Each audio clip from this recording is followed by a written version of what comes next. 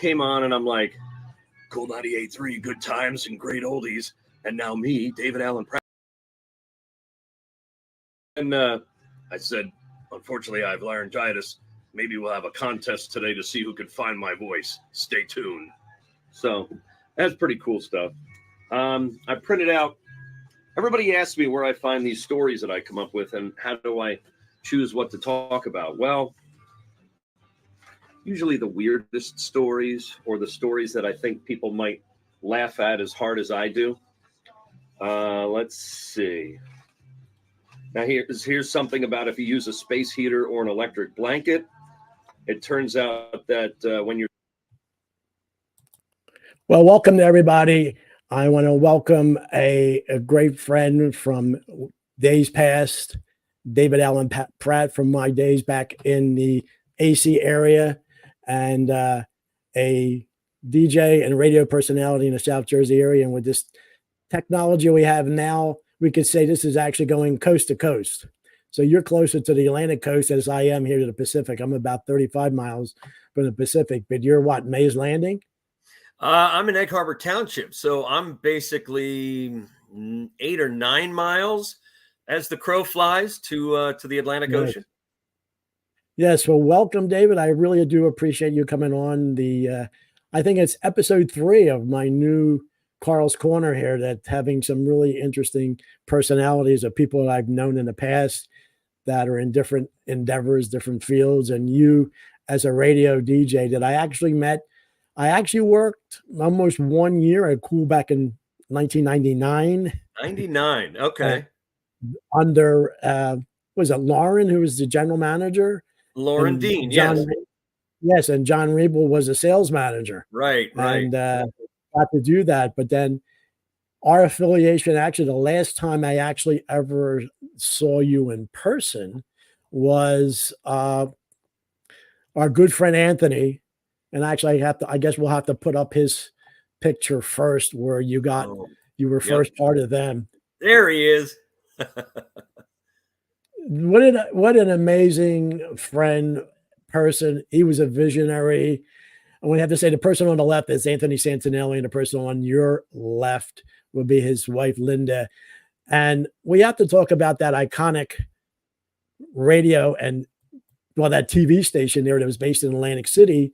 Yep. It was almost like a public access channel, right? But on the cable system, it reached all the way up into Camden County, like almost 2 million homes. And they bought the time.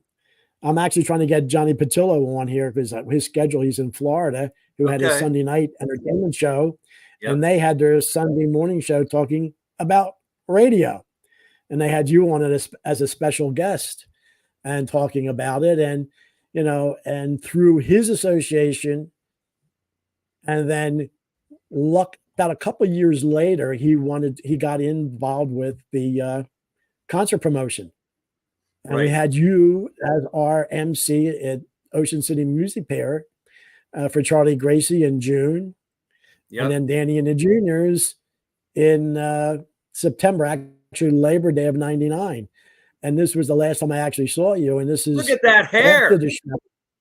I know. I look like Elvis. I know. And I wish somehow I was able to get the footage of that day. And, you know, way things happen, like, you know, you forgot the guy's number or you didn't pay him or whatever. So I never had that. But then that's the last time I actually was in your presence. And 23 years later, 24 years later, I want to say thank you for doing an incredible job as just that host. What was your experience that day? I don't know. I was doing so many different things those 2 days with Charlie and then Danny. What do you think? You know, what did you think of those two? I think they were successful. Financially, no, but aesthetically, I think they were. They were because, and me being, I mean, I'm 58 now. So when Charlie Gracie was on the charts, I wasn't even born yet. So I think it helps a little bit when you're a radio host and you meet these people and you don't have an idea of how huge they were, because that gets rid of the intimidation factor.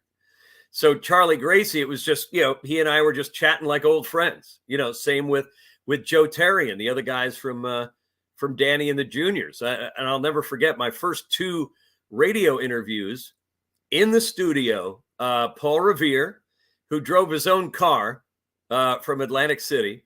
Yep, there he is. And also Dion DiMucci.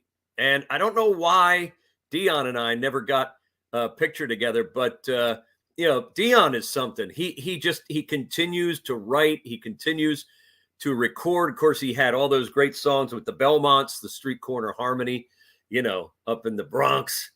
And he told me this story about how he was asked if he wanted to go on the plane, that ill-fated flight that Buddy Holly and Richie Valens and the Big Bopper were on. And at the time, Dion was sending his parents rent money. So he couldn't see spending 2 months worth of rent on a plane, on a plane ticket. And the rest is history. I think there was something with Waylon Jennings. He was going to go, and the Big Bopper said, "Hey, I'll take your seat." And then, of course, just horrible. The day the music died, they call that. But it's just strange. It's strange how certain decisions and certain pathways that we take us to some real, just unbelievable places. Well, like we mentioned before we came on the air, that just give a little bit of background, where you grew up, how you got into radio, and, a little bit more about you. Well, and I can tell people that if they really want to know as much as possible, I will show you. This is my first journal ever. It says my diary, but you know what? Men don't keep diaries. Men keep journals.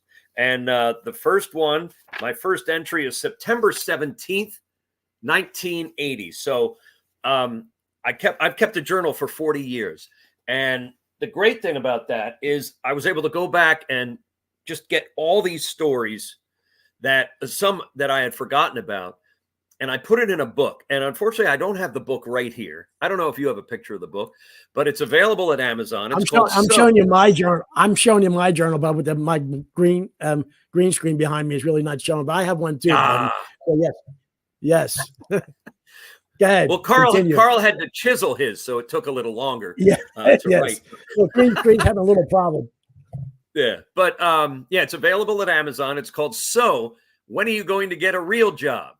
30 years and counting on the radio in South Jersey. So it really has my beginnings growing up. I grew up in a little town called Gillette, New Jersey. No, we did not make razors there. But one thing that I think helped us as a family, and our family just had so many good times together, so many great, great memories.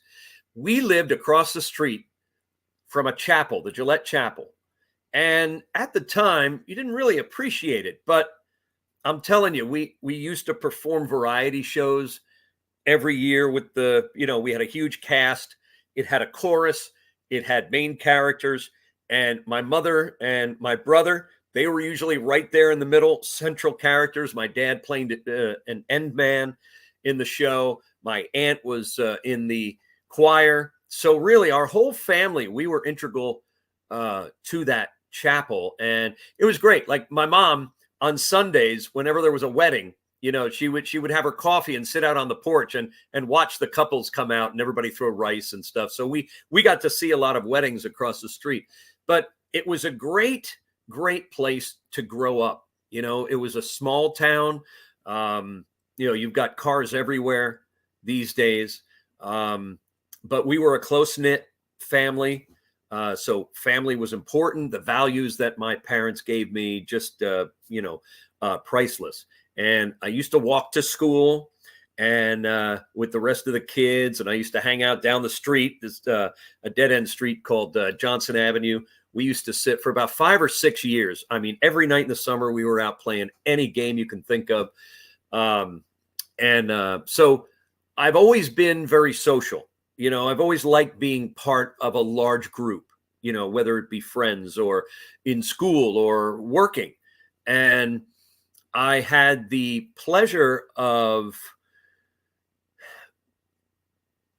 sorry, I'm stopping now. See, this is what happens when it's live, folks, because I'm not used to talking this this many I don't want to sentences get in you a out of row. your, I didn't want to get you out of your, I didn't want to get you out of your element, but you're doing good. It's like, I know you, I would have always loved to have been with you. And then with Anthony, he was why didn't he get involved with it? But then continue. Then from your upbringing, how did you end up getting into radio? And then what got you All down right, to we'll get right. Because I was talking I'll put about you back school, on track. my school life. Yeah. And all of a sudden it was one day, I think I was in 5th grade, and I was really enamored with the announcements. They had announcements in school. So, one of the kids or one of the teachers would be in the office, and they would give the announcements at the beginning and the end of school. And I had always loved radio. The thing about Anthony Santinelli, see, he was from the New York area. So we used to talk like a lot of New York things, and he would take the bus and go up to CBS, New York. And he and I were actually supposed to take a trip up there. I was looking so forward to meeting guys like Ron Lundy and Harry Harrison and Dan Ingram. Dan Ingram, I grew up with. And I said, you know what? I think that's what I want to do when I grow up. And then that's where it started, in school, doing the announcements. When I got to high school, there was a person that was doing the afternoon announcements. They left. So I went and tried out, and I got it. So for about 2 years, did the morning announcements there. After I graduated, I went to County College of Morris up in Randolph, New Jersey. And my GPA was a 1.5 because I was at the radio station every day. I was either writing and reporting the news. Anytime someone couldn't make their shift. And here's the funny thing. You'll get a kick out of this, Karl. Back then, at the college level in a radio station, it was 6 blocks during the day. Once a week, you would have an hour and a half slot. So I was on from 12:30 to 2 every Friday afternoon. And that was it. Hour and a half, once a week. So could you imagine when I finally got my first radio job? It was like, wait a minute. You every day for 4 or 5 hours? How am I going to, what am I going to talk about? But it came natural. I started afternoons in 1991 on Cool 98.3. There've been a few bumps in the road where I've left, and then been brought back by new ownership a couple of times. And then Allison Wing, who did mornings for a long time with Jerry Beebe, Allison was going to retire. And Jerry said, hey, Allison, why don't you do middays? And he asked me to move to mornings with him.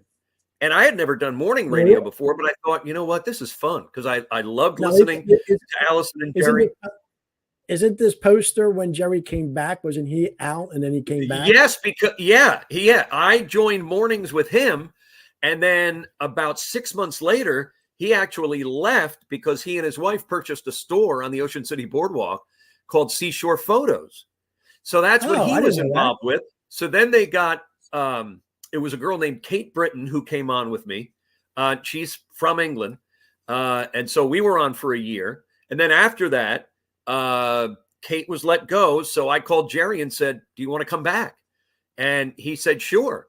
So then he came back. We were there for another year.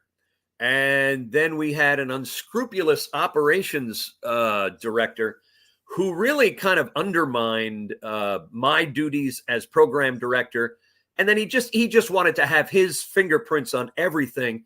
And so I'll never forget, General Manager John Ford peeks in the studio one day and says, hey, when you guys are done, could you come upstairs to the conference room? I want to talk to you about a promotion we're thinking of doing.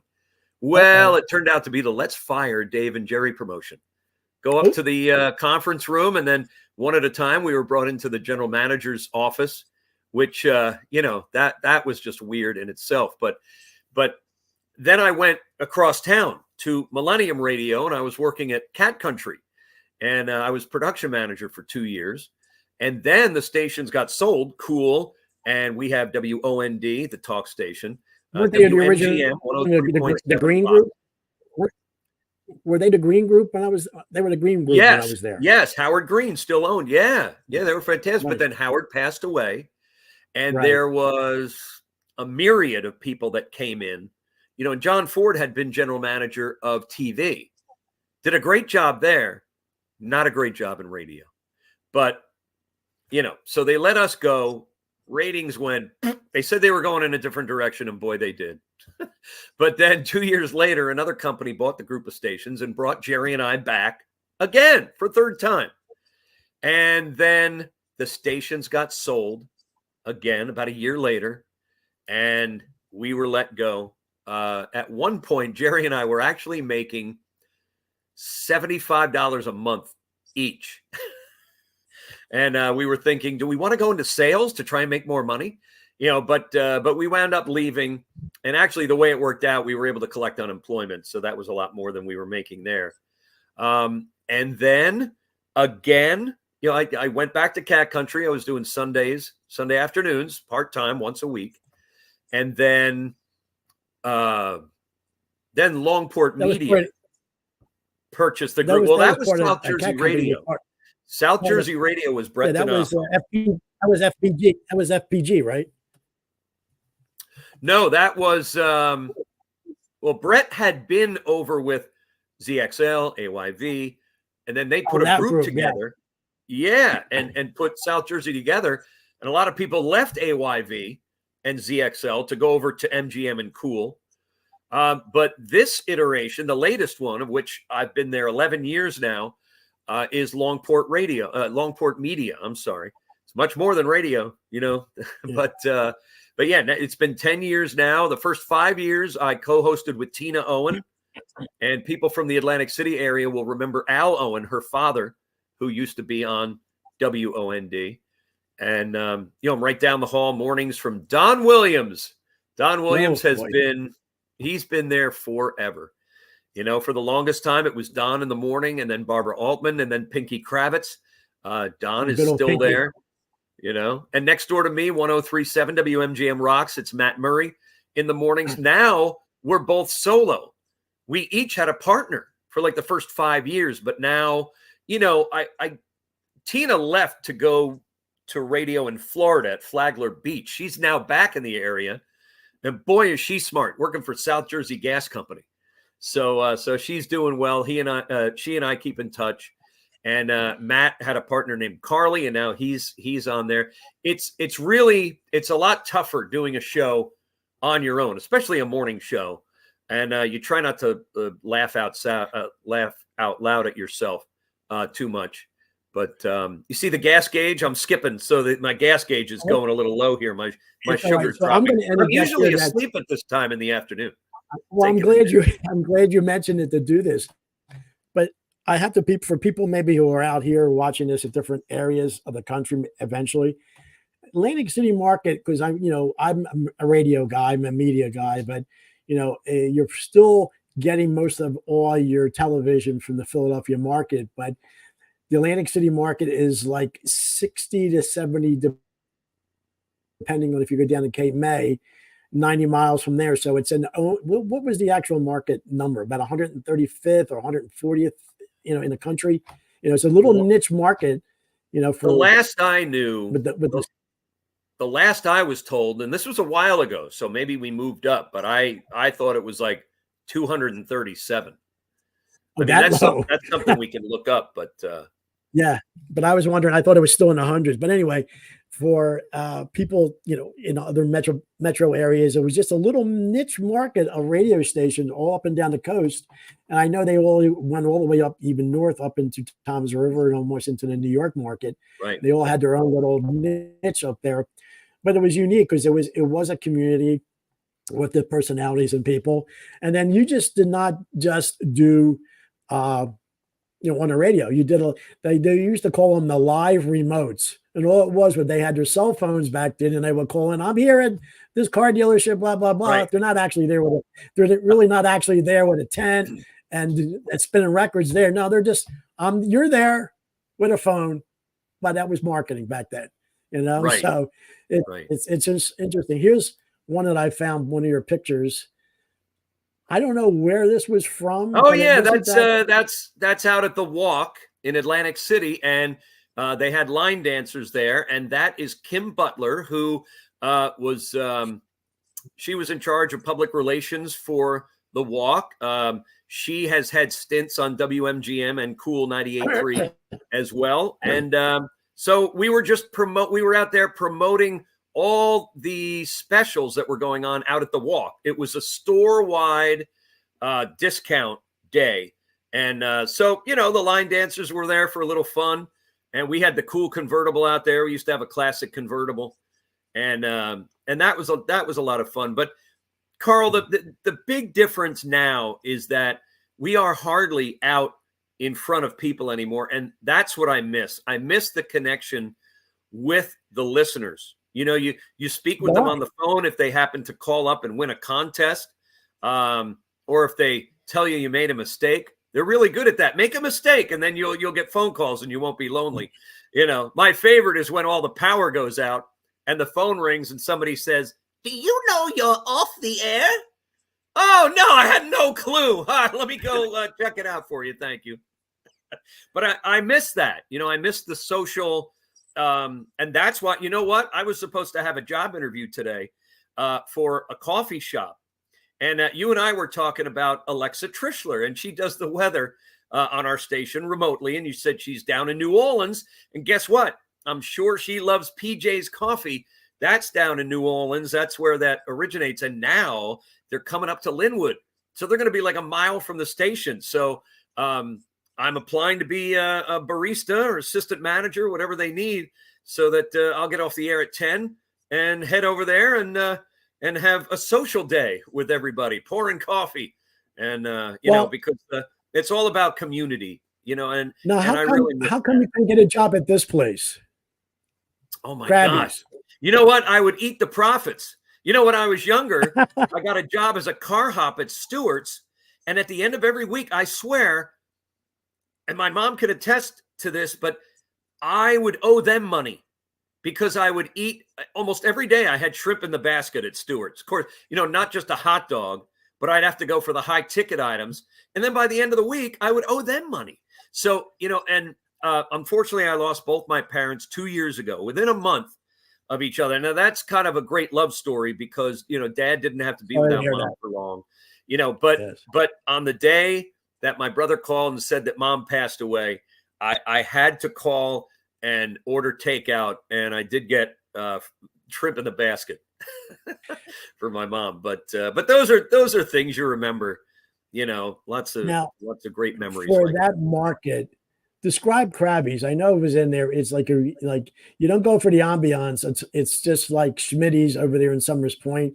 That's what I miss. You don't have a lot of that type of iconic places. There's a lot of nice places here, but the Jersey Shore, especially Charlie's and all of that I do miss, but yeah, it's interesting. I have a picture here. I wonder how far does this go back, David? Oh my gosh. Look at that mullet, folks. That I believe was 1990. I don't know. That could have even been 2000. Maybe anywhere between 99 and 02, because that room now is the producer's room for WOND. That was the production room for pretty much all the stations. And then I moved down the hall. They switched the studios. So Don moved from the one station down the hall, and we went and took over that studio. And I can't even remember why. I can't even remember why we did. Everything's still in Linwood, right? Everything's at Linwood. Yeah, everything is still there. Still there. Now, what have they done with the old TV studio? Hey, let's take a look at the forecast. Currently 87 degrees, humidity 41%, winds out of the southeast at 7 miles per hour. That's right. That's my rehearsal tape. I actually did TV weather on News Channel 40 for about 3 months. The guy who was doing it left for college, and they didn't have anybody. So truth be told, I went to BAM, the bookstore, Books A Million, and I got weather forecasting for dummies, and I learned as much as I could, and I would go in there right after, being on mornings. Funny story, Karl. I don't know if you got the picture of me sitting at the desk, but there were at least 80 TVs behind us. And stations did that to make themselves, I don't know, it just looks more professional with a whole bunch of TVs on the back wall, and they all had something different on there. Well, someone caught it. I don't know how, but I guess somebody had Showtime on one of them, and there was some adult content playing. Now, it was probably like the lower corner TV, but somebody saw it, and I think you can see them going over, and they were just changing the channel. But it was great. You know, I got to go on there, do the weather, and then I would come and sit with the anchors. And the last story was always fun. It was always something where I could throw a pun in there. Like one time they were talking about a new species of zoo that they had down at the Cape May Zoo, and they were going to be able to teach it tricks or whatever. And all of a sudden it's so quiet, and I just said, "Wart's next." And they were all like, "Ah," and the sports guy was like, "Oh no!" And I said, "Hey, he told me to say that." So it was a little bit of the morning show coming out in TV weather. But I'm so lucky to have had all of these experiences, and like I said, I write about them in my book. Now, and the cool thing is, if you don't like to sit and read, you can get the audio book. You can get it audio book. You can get the ebook. You can get it paperback. And again, it's called So When Are You Going to Get a Real Job? It's available at Amazon.com. It's got a whole chapter dedicated to when I thought I was going to be, a rock star. We had a band, and just the trials and tribulations of that band. You can read it and go, "Oh my gosh," and a lot of things that have happened in my life. It's, my mom always said, she's like, "You know what? If we tried to sell this as a sitcom, nobody would believe it." But all true and all wonderful. And, every day I feel my parents with me, and, they're the ones that have given me the talent to do what I do. I've got a few books that I've narrated on Audible, and I do these scripts for Aztec Software. It's learning lessons like math and English. And then my old partner, Jerry Beebe, and we actually do a podcast. So we do a little cross promotion. It's called porkroll.com. That's the name of the show. It's called Pork Roll with Dave and Jerry. Nothing says South Jersey like pork roll. It's not. Well, you have to describe that's North Jersey. You have to describe what pork roll is to our non-Jerseyites, because the first thing. Now, when I went back in May, I was only back for 4.5, 5 days. Okay. And I think I stopped at Wawa 6 times out of that. And the first thing I got is pork roll sizzly. Oh, so yeah. You have to describe what pork roll is. Well, pork roll, or otherwise known as Taylor ham, it's kind of hard to describe. It's like because I go to a local diner, and they've got eggs Benedict a couple of different ways. So Taylor ham isn't really ham, but they call it pork roll. I guess it's from a different part of the bovine. I call it high-end bologna. Yeah, you could say that, but it's absolutely delicious, especially when the slices are thick cut. And I usually go to the diner, I get it on a hamburger roll with the sesame seeds, and they put like a slice of American cheese in between, and it's a gut buster. I've battled, I've been on Weight Watchers now for a couple of years, and I just got right back on it after we got back from a cruise. We were just on a 7-day cruise to the Bahamas. And, a cruise, it's like, hey, I paid for this. I'm going back up to the buffet again. I'm going to order, escargot and shrimp cocktail every night, and 2 or 3 entrees and desserts. And where else can you go at 1 o'clock in the morning when you can't sleep? You go down and grab a pizza and go eat it out on your balcony. Cruising is fantastic. It's the ultimate. I know. As I've been following you since the Facebook era back in 2010, and I've been following you and your lovely family, and I have to, congratulate you on, your wife, your daughter, and how she's grown and all that. And, it's great that as I've gotten older and I've gone through tragedy and lost a stepdaughter and things, and it's great that you have that rock as a family too. So it's not all professional. You do have a great, family life, which is great for you too, buddy.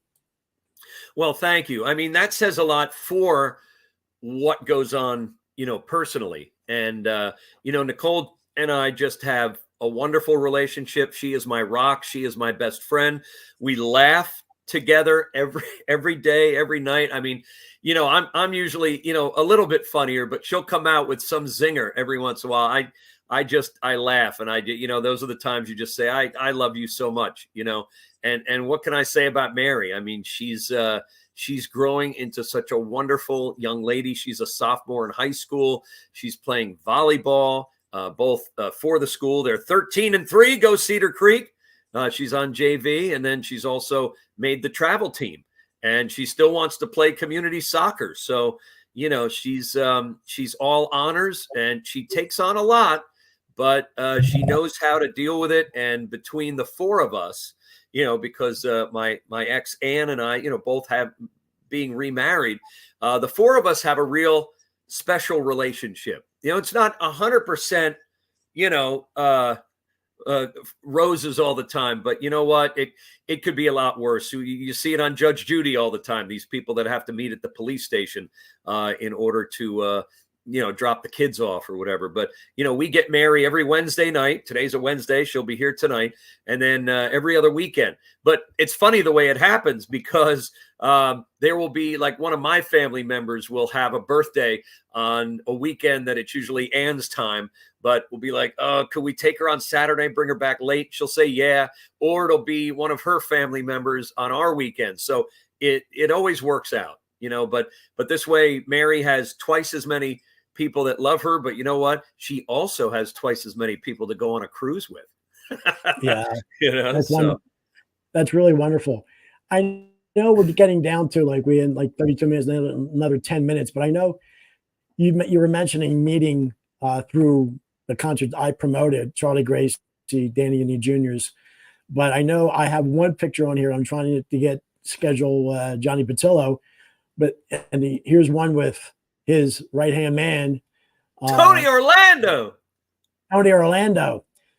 So besides Tony and Charlie and Danny and the Juniors, who's all the other people that you've met throughout the years that were personalities, especially with Atlantic City coming into, through all the casinos and performing? And I wish I took a picture with Pat Cooper when Anthony had Pat Cooper. We drove him down to back to Atlantic City from northern Jersey.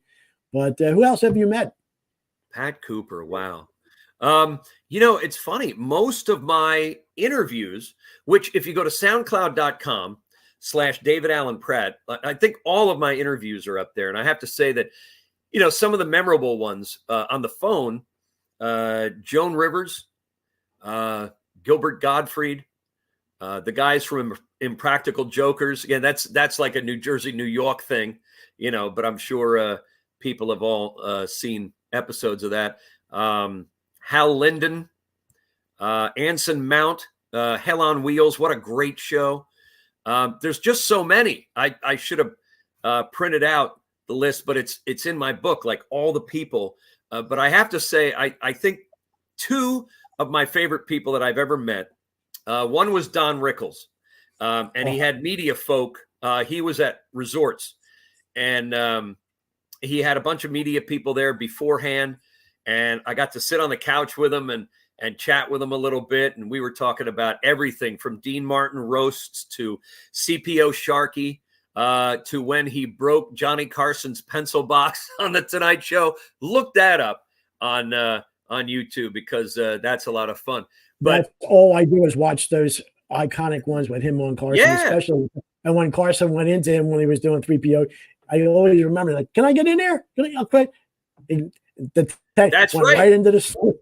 That's right. He went right in there, because the night before is when he broke his pencil box, and the look on Rickles' face. He brought that from New York. He brought that from New York.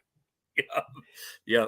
David, I have to mention, this is not a one interview and that's it. I would love maybe to have you down here, maybe on a monthly basis.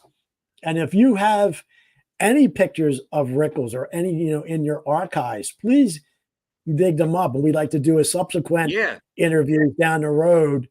That's why, you're you're not retired. You're still on the air. You're still doing this, but you have all this. 45 minutes is not going to encapsulate everything that you've done. Now, you mentioned Right. Don Rickles. I've seen him twice live. I've seen Rodney Dangerfield, all the classic comics, but the people you have. So if you could dig up pictures, if you have any kind of video, Oh yeah. let me know. And the next time we'll have you on again and really dig into those people. Yeah, some of the pictures are in the book. I know the picture with Rickles is in the book. I think it's on my radio page, Facebook. Just go to David Allen Pratt radio page. There's lots of great memories there. But I would be remiss if I did not. Probably my favorite person to meet, only because just seeing my mother's face when she got to meet him. I did a radio interview with Ray Romano, and this was right after the first season of Everybody Loves Raymond. And my mother, that was like one of her favorite shows of all time.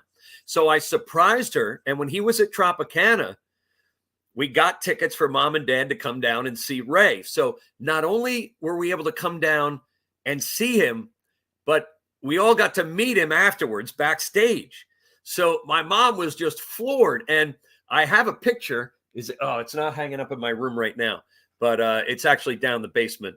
But, it says something like, "Dear Dave, it was great seeing you. See you next time, Ray." And it was like a photo of the TV family of his. But here we go, backstage, and Ray's like, "All right, here's my mom and dad. This is Dave from the radio station and his parents." And we're sitting there chatting like we're old friends, And I swore I heard Ray's brother out back going, "Everybody loves Raymond."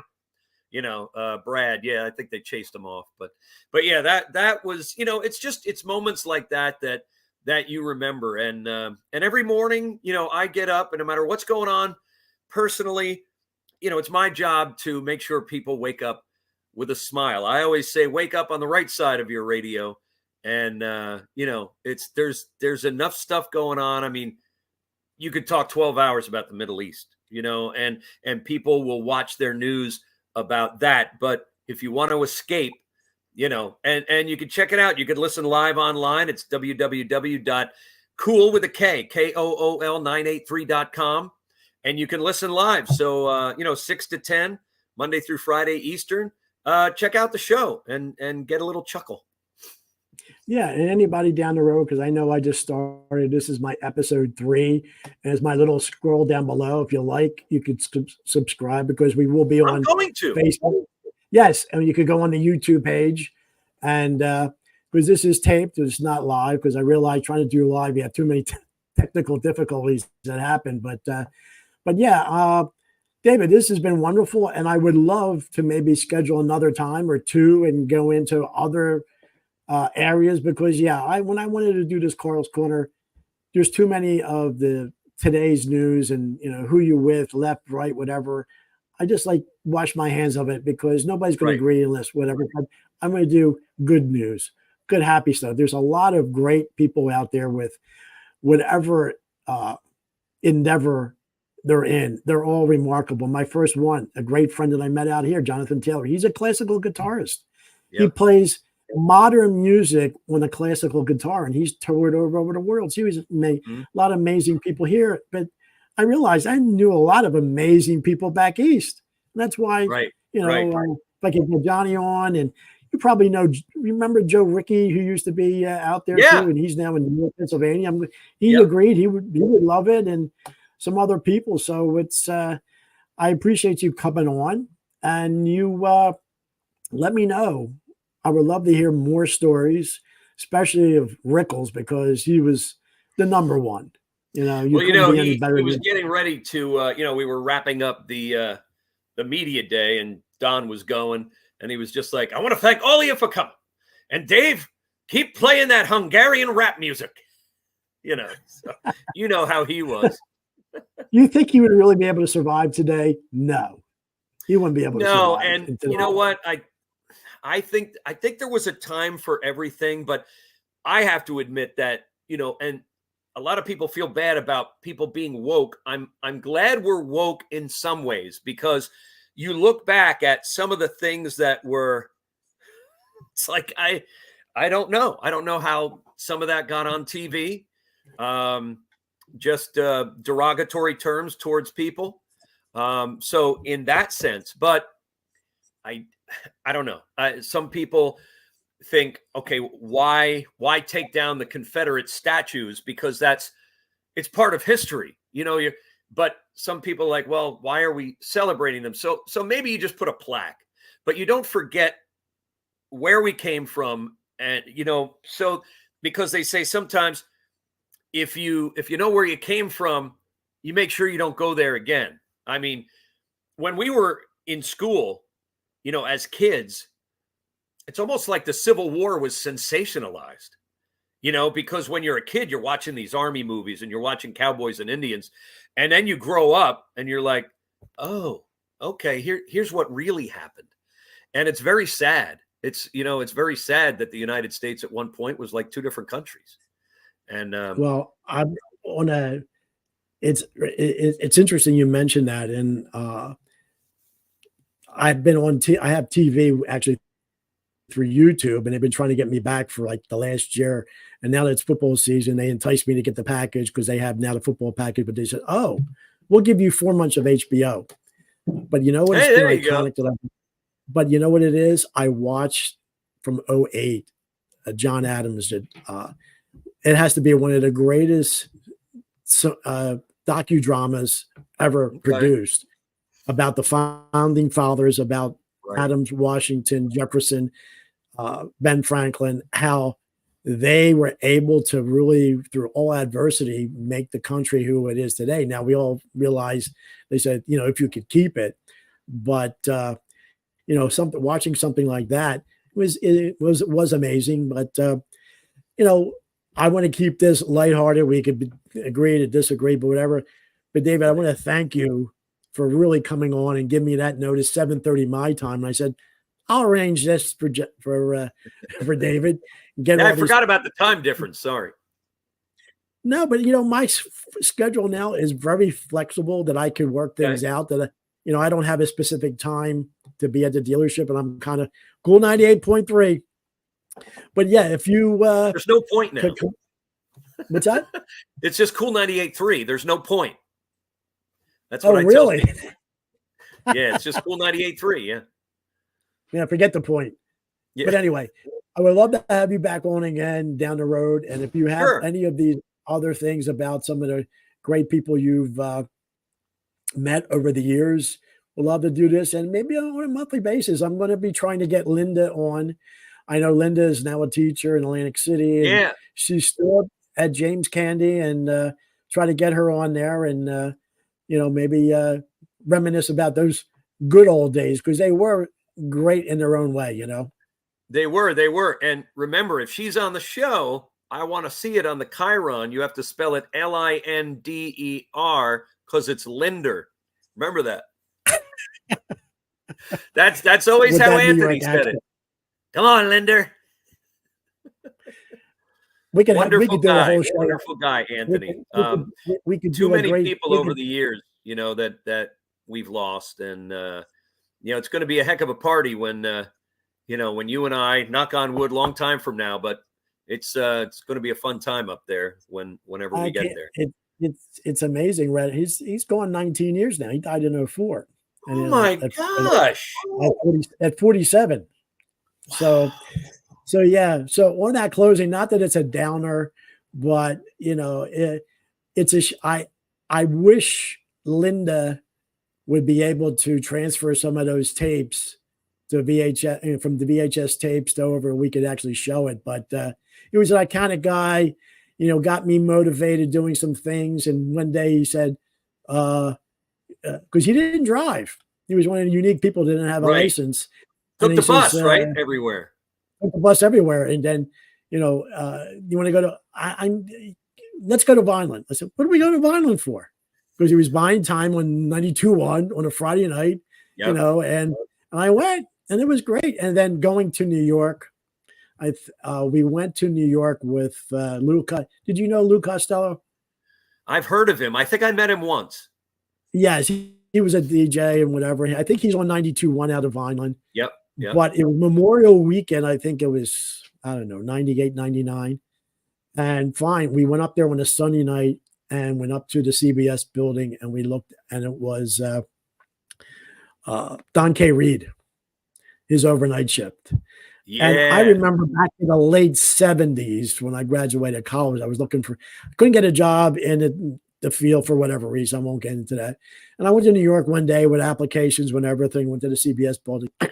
And here I am, maybe 15 years later, just walking in. Okay, Mr. Gunn, go up the elevator. You're in the studio. Right. And it was Right. amazing. And I know I have video of that, but Linda might have it. But yeah, they're great memories and all that. But on that note, anything final promotions for your books or whatever? Because we're going to put this on Facebook. We're going to put it on a YouTube channel. So what do you want to plug, David, before we leave? Well, before I do that, just following up on your conversation that you just had, I know there's a picture on the radio page of Mike Russell, who hired me, and myself with Don K. Reed. He and Anthony actually came, I think it was a station holiday party. And here comes Don K. Reed walking in. I'm like, whoa, that's cool. But you were saying you wish you had tapes. I have 2, maybe 3 of my appearances on WWAC, because that's where I got the screenshots from. And I do have software that can transfer it from VHS to DVD. So I will make a point in the next week or two. I'll first of all try to find them, and then I'll see if I can do that, and then and send them down to you. Well, actually, there's one here that I'm just looking at with Don Rickles, but I figured, let's just leave all this for, another episode, because we could have 2 or 3. We could have like a monthly visit by Right. with you, and I would appreciate it. And we could go from there rather than try to squeeze it in. Now we'll do another one. We have no expectations, and it's a wonderful medium. And then, all right, getting back as we're going to close this session out. What would you like to promote? Just promote again. If you want to listen online, check out the show Monday through Friday, 6 to 10 a.m. Eastern. And that's Kool, KOOL 983.com. And you just hit the listen live button. Thankfully, there's no camera in the studio. I'm still, getting the cobwebs out. And also the book, Amazon.com. 30 years of great radio memories. Growing up, I know a lot of people, with great childhoods can relate. And there's just a lot of great stories in there. And I was lucky, like I said, to, keep a journal for 40 years and was able to remember and compile and put this stuff in. Matter of fact, every 2 years, and I'm coming up on that, I like to reread, my journals and what was going on. It's interesting because it starts when I was 15, Yeah, I started at like 26 or 27 with one, and I have it right here. I'm going to be noting our interview in today's notes. Nice. So I'll do the same. Yes. David, I can't thank you enough. I think this turned out really well, better than I thought. You're a great guest. You're a great host. And let's do this again sometime soon. Let me know if you have any of those videos that you have that we could put in here. You can send it to me and we could run the clips and talk about some of the guests, because I would say 99% of them are all gone. But I think, with us still being around to remember them would be wonderful, though. So for everyone that's watching, we're going to be on Facebook and YouTube, and, subscribe, any comments. And until next time, thank you again, David. And we'll talk to you sometime soon.